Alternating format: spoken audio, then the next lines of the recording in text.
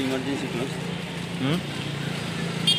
সুবোধ ৰুদ্ৰপাল গম পালো যে সুবোধ ৰুদ্ৰপাল আৰ কি এইটো দেখা নাই মই কেনেকুৱা হৈছে আৰু কি এক্সিডেণ্ট হৈ পৰি আছিলোঁ মই মোটামুটি 200-250 মিটাৰ দূৰত আছিলোঁ তাৰপাছত চালোঁ যে এক্সিডেণ্ট হৈ পৰি আছে দৌৰি গ'লোঁ আৰু কোনখিনিত এক্সিডেণ্ট হৈছে? এই যে আপোনাৰ এইটো মিউনিচিপালিটিৰ ইটো যে আৰু কি ৱাছৰুমটো যে আছে আৰু কি সন্মুখত আৰু আচ্ছা, নামটো কি আছিলে বুলি কৈছে? সুবোধ ৰুদ্ৰপাল। ক'ত থাকে? এইটো tier Phukan road. Tier Phukan. আচলতে মানুহজন কি কৰে? মূৰ্তি বনায় আৰু কি মূৰ্তি বনায়। থাকে ক'ত? Tier Phukan road. Tier Phukan road. কেনেকৈ সংঘটিত হৈছে? কেইটা কিমান বজাত হ'ব? 5:10 মান হ'ব আৰু কি কোন বাহনে মাৰিছে?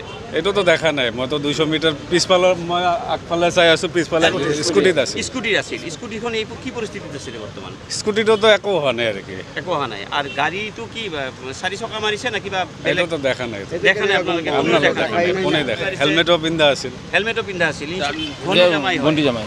আচ্ছা, এতিয়া ভৰি চুৰি জাক পৰি আছে এনেকৈ ভাবিলোঁ কোনোবা খুন্দি গ'ল নেকি এনেকৈ ভাবি আছোঁ আমি। মানুহজন কি পৰিস্থিতিত আছে? পৰিস্থিতি মাথাত পাইছে এইখিনি চোট পাইছে আৰু ভৰি চুৰি চিলা দেখোন মানুহ পড়লেতো নেছিলে না পুৰা চিটকি গিয়ে এনেকৈ লাগে। ক'ত ভৰ্তি কৰিছে তেখেতক? ভৰ্তি কৰা নাই লোয়াৰ হসপিটাল লৈ আহিছিলোঁ আমি। ডক্টৰে কি কৈছে? ডক্টৰ কৈছে স্পট ডেট।